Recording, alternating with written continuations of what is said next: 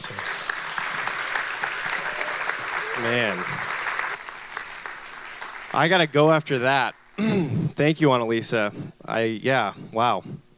I think we can all relate. And isn't it amazing that we serve a God who is in control of our lives and knows every hair on our head and knows everything and is weaving and working this story for his greater good. And I'm only a couple years older than Annalisa, and our timelines kind of interweave, and then it brought us here. And it's just amazing to see God at work and to take time to do that. So I'm going to kind of quickly run you through a little bit about my story and kind of how I came to be sitting up on stage terrified in front of you this morning. So to give you a little background on me, I'm the firstborn of 3 boys. My brothers are twins, which adds a little uniqueness to it. So 3 boys, and then 4 years younger are twin boys. I grew up, born and raised in North County, San Diego, so just right up the street. Raised primarily by my mom, dad, but then I always throw in Nanny, who was my grandmother, especially when dad was working a lot and mom had twins. I would just kind of escape to Nanny's house, and she raised me equally in a lot of ways. And so, but I always am reminded of, by my mom and other people, it takes a village to raise kids. It takes a village to raise a human being. And so that's stuck with me, and there are so many people in my life that have helped shape and raise me to be the man that I am. I had the privilege of being born into a Christian home, much like Annalisa, where church, following Christ was a priority, church was a priority. And so from a very young age, I was attending church and involved in church. I was the kind of the kid that would raise my hands and do all that stuff, which I know a lot of us today, when we get older, are afraid to do. But I was that kid in that childlike faith. I'll never forget the drive. It was a 1996 Dodge Grand Caravan. It was white. And why this van is so important to me is, the 1996 was one of the first years it had the dual sliders. Yeah, everyone know the dual sliders, you know? Now I know we have Honda Odysseys and you push a button, like, woohoo, whatever.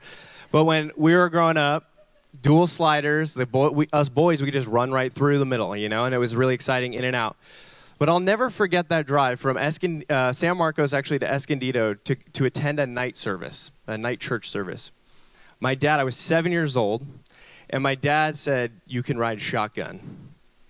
Yeah, I know. Do you hear? Ooh, like 7 years old for the high schoolers wasn't that long ago. So they're like, I remember that first moment. It was one of those first moments I could ride shotgun.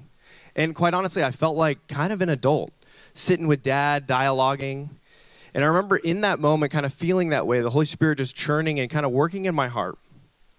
And I began to ask questions about faith, and I talked to my dad. It was much like this morning. Later, we'll partake in communion. It was a communion evening. We were going to be partaking in communion. And I remember asking my dad, I said, I want to be a part of taking communion tonight. And I'm lucky that my dad kind of saw this like yearning for what does that really mean? And so we dove into, you know, Jesus' body broken for me, for us. His blood shed for me and for us and for my sinful nature.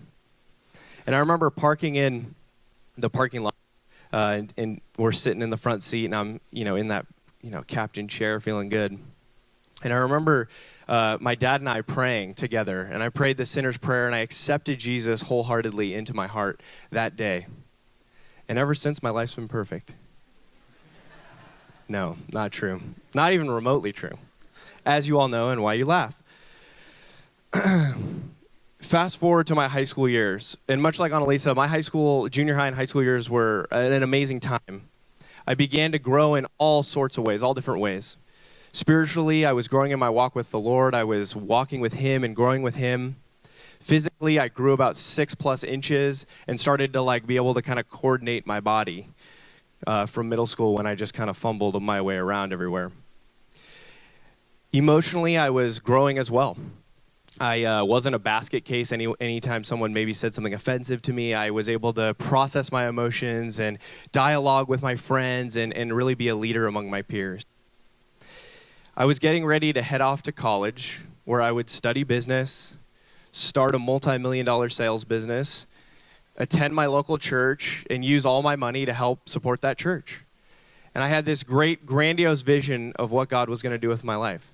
Doesn't that sound like a great life, right? Just simple, just, God, I'm going to surrender my life to you in all of those ways. Fast forward a little bit more to college. And the summer, I had just finished my first year at college, business school. Things were going pretty well. And it was the summer of 2010. And it was a summer I'll never forget. The summer kind of started with my uncle, who passed away at age 46 of brain cancer. And I remember at that moment wrestling with my cousins who were my best friends that had just lost their dad, and wrestling with God of, wait, what does this all mean? This wasn't supposed to happen. This isn't how this is designed. And so we were wrestling through those things, and then we were attending his funeral, and it was an amazing celebration of his life and his faith, and it was an amazing celebration, and I'll never forget. We got a call, and I could see the panic in my mom's eyes. And my grandmother, getting ready for the funeral, had fallen of a stroke. And they rushed her to the hospital. And about a week later, we had to decide to take her off life support, and she went to be with the Lord. And so here I am. I had this plan for my life. I knew, God, I know you're in control, but I'm at this crux. I'm at this cross in the road. Am I going to follow you, or am I going to life's too short? And so I got this new perspective on life is short, and we're not guaranteed tomorrow. Following that summer, I move on to my second year of college, and I am just riddled with anxiety, shaking all the time, much like I'm shaking right now. Dealing with anxiety of who am I going to be? What am I going to be about? God, what are you doing with my life? And I let that crippling anxiety kind of walk me through most of that beginning of that year. And I remember one evening, I was laying in my bed on the twin XL underneath. I was bottom bunk, staring up at the plywood, which felt so close to my face, like I could lick it. And I was staring, I was staring at it. And I look over at the digital clock, because that was still a thing when I was in college, not the phone. And I looked over, and it was 3:30 a.m. Just another sleepless night Caden's having, where you're spinning about what am I going to do, what am I going to be about, and all these anxieties, and where's my life going? And I'll never forget this swarm, this calm of the Holy Spirit come upon my whole being. And the Lord really saying to me, don't worry. Follow me. I got you. Surrender your life to me and follow me, and everything will be taken care of. The next morning, I fell asleep right after that. And the next morning, I began to spin the mind and make excuses as to why that wasn't the Lord. Make excuses as to why that wasn't God speaking to me. And one of my funny parts about that is I'm very into and love Diet Coke with a lot of my being.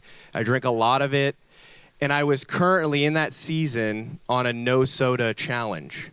And I thought, it's because I was hallucinating or having withdrawals from Diet Coke. Like the things we make up, right, to not follow God. It's unbelievable. But in all seriousness, jokes aside, I realized that God had spoken to me that evening.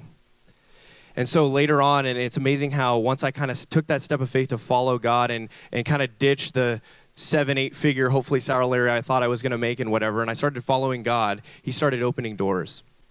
And later that summer, I began to work at my old youth group back up in San Marcos. And going back, I told you it takes a village to raise someone, and I actually got to work with Dave in that time. And when they say it takes a village to raise someone, this guy is one of those village workers in my life who has helped shape, raise, mentor me. So I love you, brother. And so I went back and I began to work and I began to use my gifts and abilities and surrender what I thought was best for my life to serve Christ. And through a series of events, it's led me here. And so this sermon, this title, For Such a Time as This, man, that is such a powerful statement. That's such a powerful statement in my life. A command, a realization that God has us here and now for a reason. We aren't guaranteed tomorrow. What are we doing with the now? I truly believe that part of my job here at Grace Point Church as one of the high school directors is to empower high school students to realize God is using them to shape his kingdom now. Not in 5 years, not when they have careers, not when they have families, but now. I also believe that God has me here sharing my story for a reason. That he has all of us here together this morning for his purpose and his glory for such a time as this. Man, thank you guys for sharing your stories.